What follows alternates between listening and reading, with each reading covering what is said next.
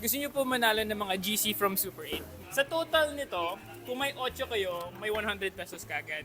So kung dalawa yung 8, 200 pesos. Kung tatlo, 300 pesos. Pero, kailangan nyo mag-decide kung ipapara nyo.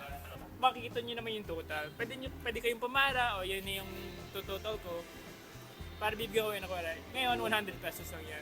Tuloy pa ba or gusto nyo ng ano? Kasi baka sa lahat ng items nyo, walang 8 eh. Kung walang kotse pa. Wala kang price. So, May kailangan babayaran ma-discarte. Sige, start tayo. Nasa 3, 3, 4 tayo, 8. Kayo na mag-decide kung para, may isang 8, 100 pesos. Isa pa rin ang 8. Habang naghihintay tayo, ano po pangalan nyo? Merly po. Lagi kayo shopping dito? Yung mga ano, palinda. Alam mo ka baka walang 8 sa dulo. Isa pa lang. 618.70 centavos. Wala nang 8. Hala.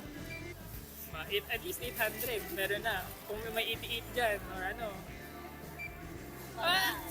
Hindi, magdagdag pa ako, pwede. Pwede, hindi. Ayo, pwede. Sandali. Meron kayo bibili. Ah. Sige, sundan natin. Dali lang. 875.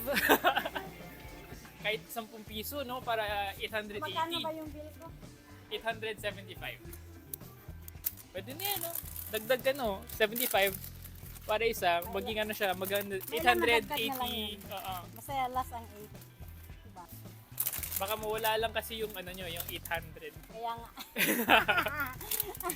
Naglaro. Feeling ko, ito, try nyo muna itong isa. Sige. Baka nga, maging 880 ba? Sige daw man. 800, stop na dito, 200 na yan. Pwede na yan. Pwede na, ikaw. Sige. Wala na ibang 8 eh. Okay na yan? Okay. So, ang total ni ma'am is 883 pesos and 40 centavos. Thank you for joining. Meron kayong 200. Thank you po. Okay, congratulations na lang po sa pagsali. Thank you po. Salamat.